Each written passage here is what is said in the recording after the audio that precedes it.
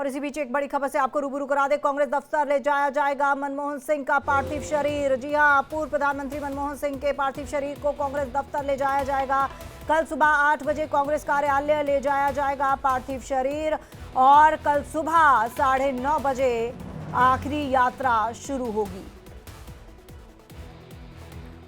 और हमारे साथ Indian Overseas Congress chief Sam Pitroda ji जुड़ चुके हैं इस वक्त लाइव। सर, आपका बहुत बहुत स्वागत है इंडिया डेली पर। धन्यवाद सर, एक अपूर्णीय क्षति, और आप इस क्षति को कैसे देखते हैं? Manmohan Singh was a unique prime minister in India. हमारी दृष्टि से वो एक गांधीयन प्राइम मिनिस्टर थे जो खुद बड़े सिंपल थे। He was a man with character, values, जो कांग्रेस की विचारधारा पहले से मानते थे, लगे पड़े थे। आप उनका बैकग्राउंड देखिए।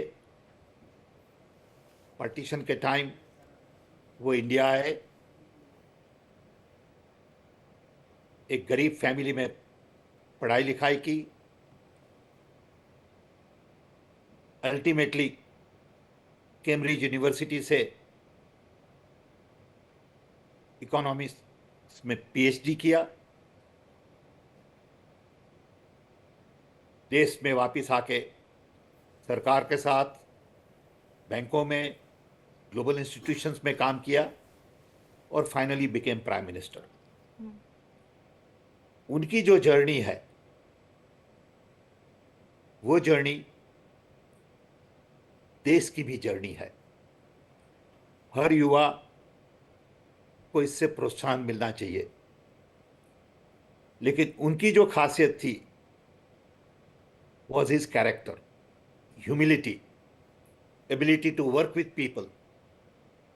ये आज के जमाने के लीडर्स की तरह ऑथोरिटेरियन नहीं थे। जी। वो सबको साथ ले जाके काम करते थे। He was not hierarchical.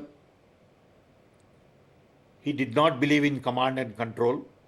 He believed in collaboration, cooperation.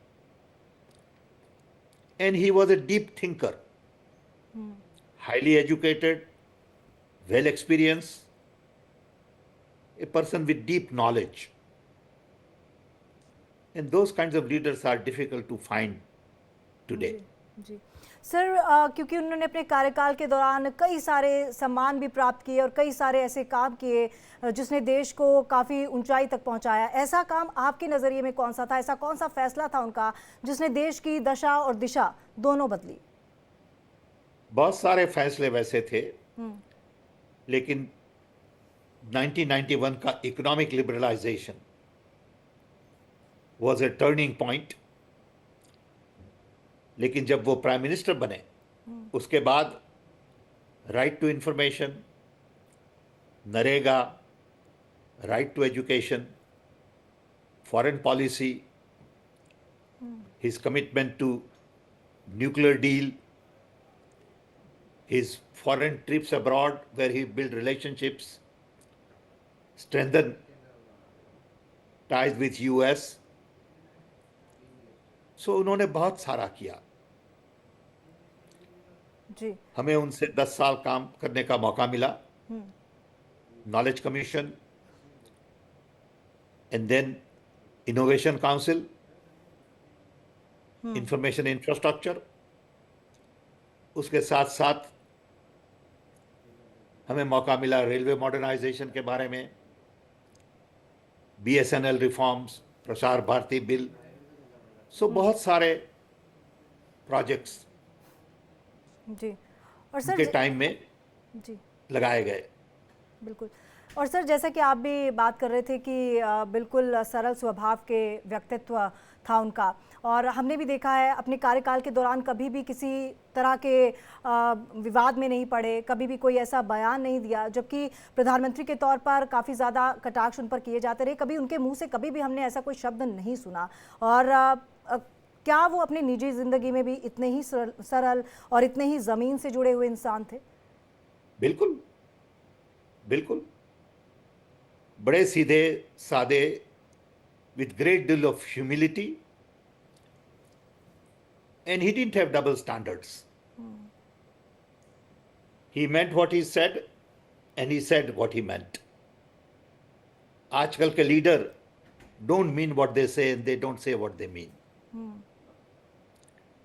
Manmohan Singh was very different, and that's why I would like to say that he was a truly Gandhian leader. जी सर, बहुत बहुत धन्यवाद आपका हमारे साथ जुड़ने के लिए।